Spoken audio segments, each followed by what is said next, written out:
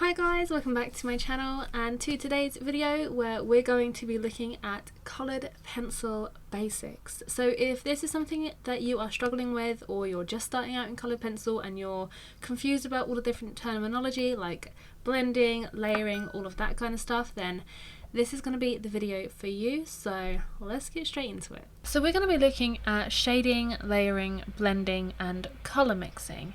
But before we lay down any of our coloured pencil onto paper, we're going to make sure that we've got some nice sharp tips first for these pencils. I'm using the Faber-Castell Polychromos pencils for this demo, but all of the techniques and everything that I demonstrate is pretty much exactly the same throughout different brands of coloured pencils, whether they're wax or oil based, anything like that. So initially we're going to make sure that we sharpen up our pencils. I'm using a Swordfish Icon pencil sharpener. This is one of the manual crank handle ones. If you want to see my opinions and a little bit more in-depth review on this, I'm going to leave a link in the description below where you can check out this sharpener. I'm also going to leave a link if you want to purchase one as well. It's an affiliate link just in case you need to know.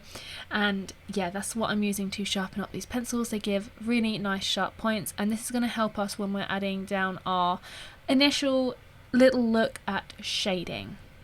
So going straight into shading, the main principle of shading is just holding your pencil, gripping it and moving it back and forth across the paper, just going in a certain direction.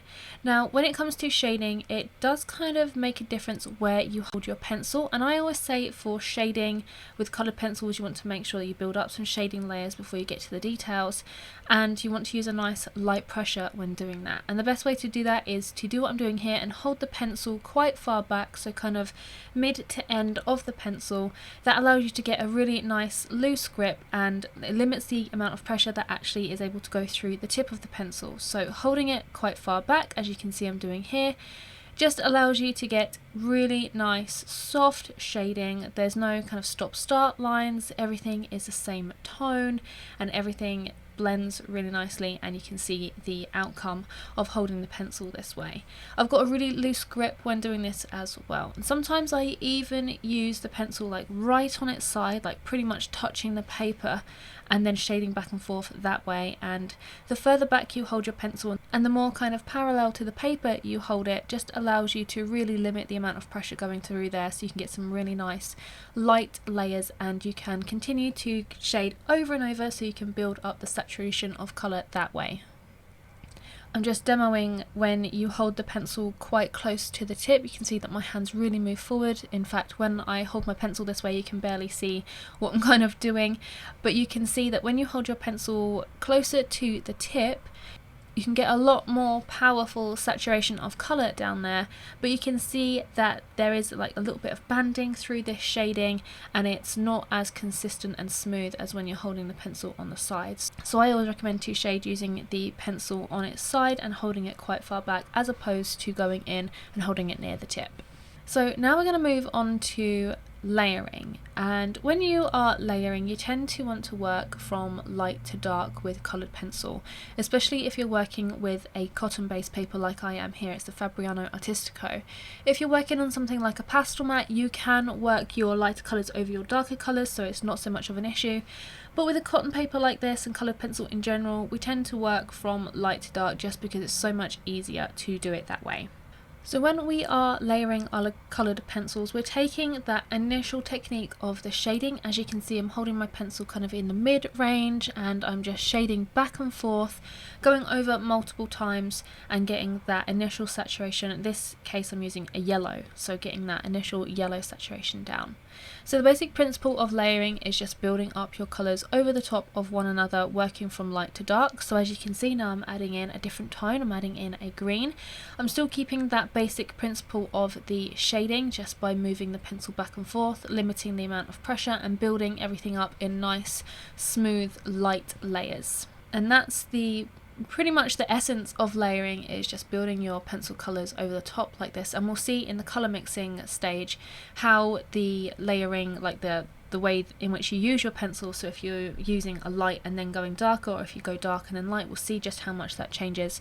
when we go to the colour mixing stage. But as you can see, I'm just kind of adding in some darker colours over the top. You can see the nice fluidity of the pencil. It's gliding nice and smoothly over those other layers that have been put down, and you can see I'm just kind of going back and forth over and over, building lots and lots of light layers with the pencils.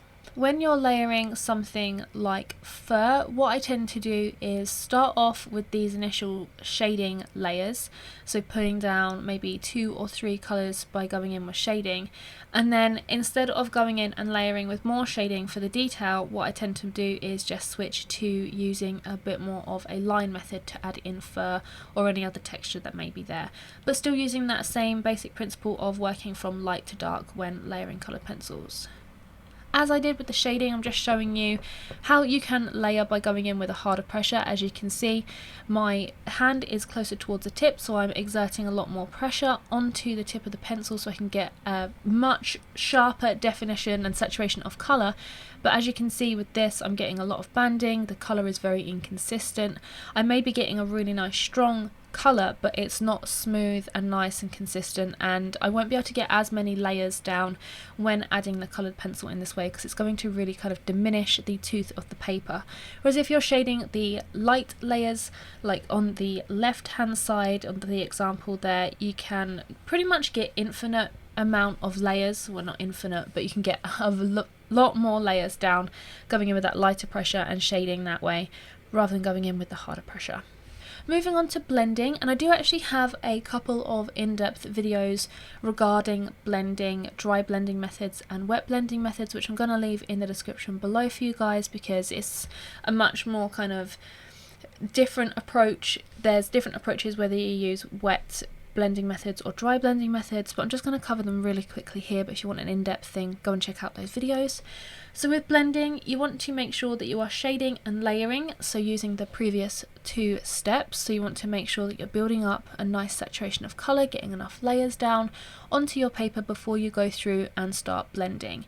And the essence of blending is making sure that all of your colours are nice and smushed together, so you get a nice smooth even tone. This is crucial blending when you're working on smooth surfaces, like smooth objects like skin. Maybe you're trying to create metal or something like that. You want something to look really nice and flat, and you don't want any of the paper white showing through. I know a lot of people have an issue with paper white showing through. For me, it's not so much of an issue, so I don't mind so much. But in essence, blending is just using a little bit more pressure on your pencil when you're using a dry blending method, and using a lighter toned pencil. You don't always have to use a lighter tone pencil. I prefer to use a lighter tone pencil because I feel like using a lighter tone when you're going back over darker tones doesn't really hinder the colour as much. But you don't have to use a lighter tone. You can use the tone that you're working on or a white pencil. But I tend to use a lighter tone. It just helps to really kind of invigorate the colours a little bit more, really makes them pop. And yeah, then you can work in some darker colours back over the top, get anything a bit more darker or anything like that, and then go back in and blend with the lighter colour. See, I'm blending here with the yellow pencil, and you can see it just really helps to make the further green layers that I'm adding on top pop a little bit more. I'm also just going to show you a quick demo of blending with a blender pen. So for this I'm using a finesse blender pen. As I mentioned, there's a lot more in-depth video that I'm going to leave linked in the description for you regarding the wet and dry blending methods. With wet blending, you want to make sure that you have enough layers down on your paper before you go in with any kind of solvent or anything like that. So you want to take that shading and layering process from the previous 2 steps, build up, I would say a minimum of like 4 or 5 layers, and then you want to start blending with your chosen wet blending method. As I said, in this case it's a finesse blender pen for me. I really like this method. There's a video that I've created about this as well, which I'm going to leave below. But you can see that when you blend with a wet method, it really hypes up that colour, really makes an impactful kind of look for the coloured pencil, and it also helps to really flatten and gets rid of the pencil grain as well. I'm just working back into the dry blending method as well, just so you can see that even though you have blended and exerted a little bit more pressure with a lighter tone pencil or a similar tone pencil, you can still add some colours over the top. Another note for blending just quick is that it doesn't have to be on the very last layers that you go in and blend. You can blend throughout your piece that you're creating. So if you think that anything needs flattening or smoothing out, go in and blend. So colour mixing, we're going to take the principles of shading, layering and blending and apply them to colour mixing. Colours can really vary depending on how you layer them. So in this case I'm working from light to dark, as I would always with coloured pencil.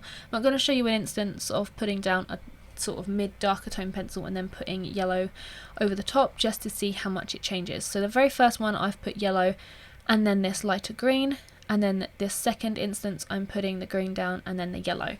The colours don't look too dissimilar, but there is a very slight difference. In fact, the camera doesn't quite pick it up as much as I would have hoped, but obviously the one with the darker base down first is a lot more green in tone. The one with the lighter base down first has a lot more of a yellow tone, and I always recommend having a little play with colour mixing and seeing what kind of layering effects can give you in terms of colour. I've got a whole video on colour mixing which goes into depth on how you can create your own colour mixing charts so that you can easily reference when you're creating your own drawings using a limited colour palette as well. So I'm going to leave that linked in the description for you because that's a really interesting video, and it's a really good task to get yourself familiar with your coloured pencils as well. So if you're brand new to coloured pencils and you're wondering how you can create different kind of colours if you've only got like a 12 set of polychromos, go and check that video out because that's a really good one. So colour mixing I'm showing you here of putting down a light yellow base all over, and then I'm going in and layering in some darker green on one end, and then through the middle I'm putting down this kind of mid-tone green. And this is kind of touching a little bit on blending because this is also what you would do for blending if you weren't drawing fur or anything like that. If you was drawing a different kind of surface, you'd kind of do this kind of thing. And you can see just how the colours change by adding in different colours over the top. I'm going to show you how different this blue can look just by layering it on the yellow section at the end. You can see it's really kind of blue, it's nice and dark, but when you add this same blue to the other end where I've added the yellow and then the green, the blue isn't as blue and it doesn't look as impactful. It kind of just blends into the rest of the colours and it gives a really nice kind of almost turquoisey appearance, and that's because we've added the yellow and the green, and then the blue is then a complementing colour for that. Whereas on the other end of the scale, the yellow and the blue, they're not really complementing, they're kind of apart from each other. So the blue looks a lot different on just the yellow as compared to when it's added on top of the green and the yellow. So you can just a little explanation of how colour mixing can change the appearance of that blue tone depending on what is underneath it. Just for this final point of colour mixing, I'm going to show you exactly how reds can alter on top of greens. This is something that I'm going to create a future video on, in fact, because you want to use these kind of opposing colours to create nice shadows and grayscale tones in your drawings. So adding green and red together, you can see this red, it's a very kind of bright red, but when you add it on this green, it kind of looks a little bit grey.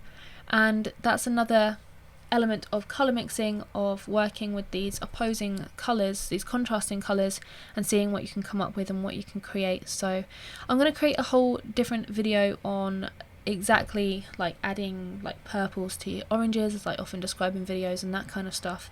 But you can see just how much that green changes that red tone. So those are the basic principles of coloured pencil. So these are the things that you're going to be using throughout your coloured pencil work, whatever you decide to work on. So if you decide to do pet portraits, if you decide to do people, if you decide to do flowers or anything like that, these are kind of the techniques and the basics that you're going to be working with. I'm also just showing you here how holding your pencil can change the pressure of the pencil and the application of the pencil. So on the left I'm holding the pencil really kind of upright, and I'm exerting a lot more pressure through the tip of the pencil, and I'm kind of getting a nice saturation of colour down. Whereas on the right hand side I'm holding the pencil right on its side, adding in some little detail lines, and you can see they're much softer. So depending on how you hold your pencil can influence the kind of marks that you can make on your piece as well. So it's another kind of thing you want to experiment with. But as I said, these are the basic principles that you're going to be working with in your coloured pencil work. So I really hope that this video has helped with a few terms that you may be a little bit confused about with coloured pencil, and I hope that this has now helped you on your way and giving you a few techniques underneath your belt so that you can create some awesome coloured pencil work. Let me know in the comments below what other videos you'd like to see relating to this kind of like basics kind of stuff, and I'm also going to be releasing a workshop every single month throughout 2021 for you guys, so I'm going to really kind of try and help you scale up your coloured pencil drawings and give you some crucial techniques and tips for scaling your coloured pencil drawings. So make sure you hit that subscribe button, and I will see you guys in the next video. Bye!